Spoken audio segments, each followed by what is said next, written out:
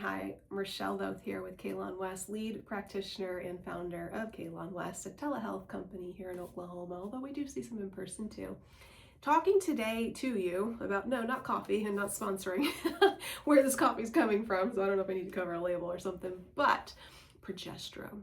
Progesterone can be such a godsend for women, and I would like to talk about progesterone for women, not for men, because men, if I give it to you, I'm gonna let you know your libido will go way down, and so it's not something we want to actually give you, ever, truly.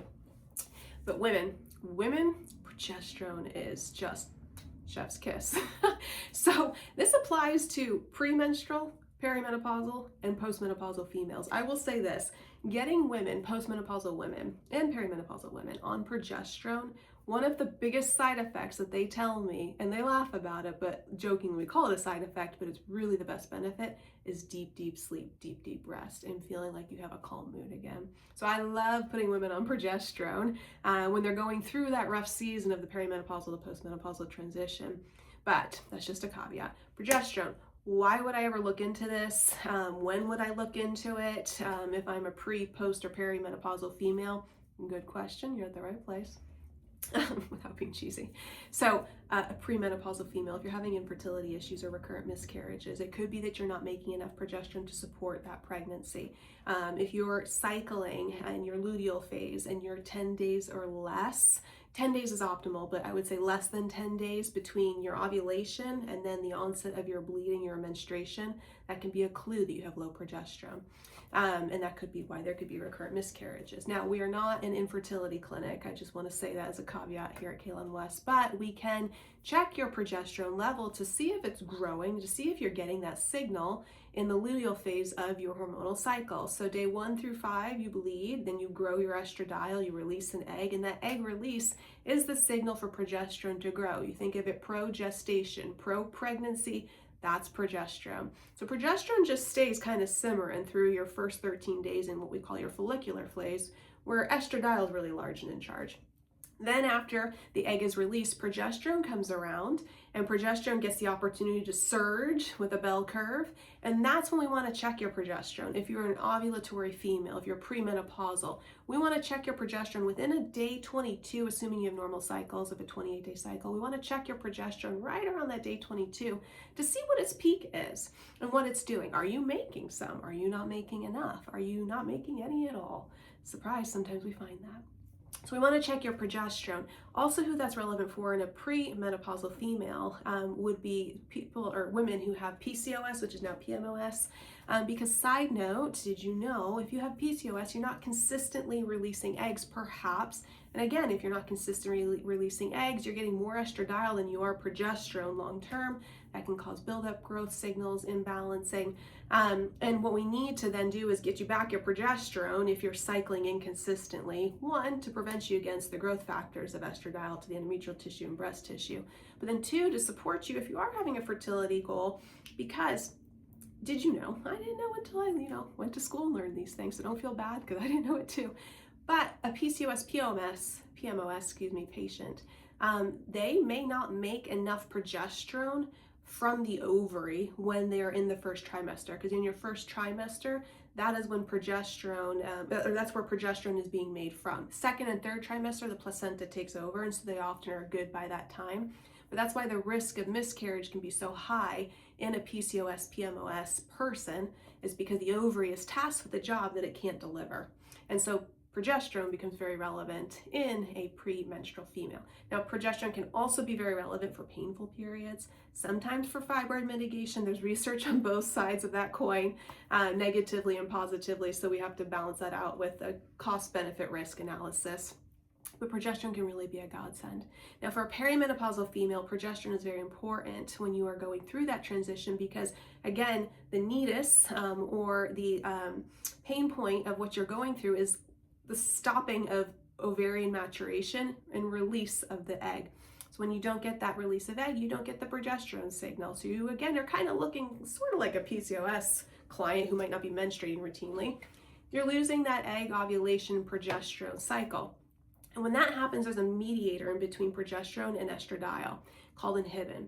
And progesterone mediates inhibin to police estradiol. And so when progesterone is gone, inhibin is lost. and then the control of inhibin is lost. And so inhibin then allows estradiol to be like a rowdy child and kind of leave the playpen and go up and down and all around town. So on Tuesday, your estradiol is 326, and on Wednesday, it's 28. That causes hot flashes, my lady friends. So we actually believe in putting back the control mechanism, which is progesterone, in a perimenopausal female to help, one, with the hot flashing that comes from that intermediary interplay that all of a sudden has no control, but then to help you with a whole host of other symptoms as well, things like good mood, good sleep, etc. And then postmenopausal females, obviously we want to give progesterone back to you because you're not making it anymore. And again, it can give you a whole host of benefits, just like it could when you're pre and perimenopausal. So what are some progesterone deficiencies that might kind of clue me in, besides a former diagnosis of, PCOS, fibroids, or painful periods, PMS? And besides knowing that I'm perimenopausal, what are the things that clue me into thinking that progesterone might be relevant to my health?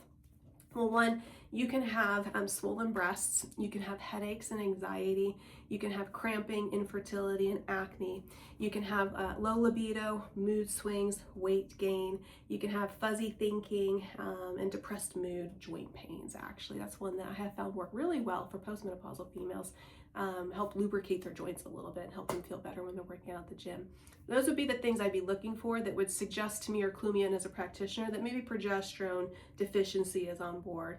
And so obviously we want to talk about that because there can be a whole host of other reasons for each of those pain points, but progesterone is one that we definitely do not want to ignore.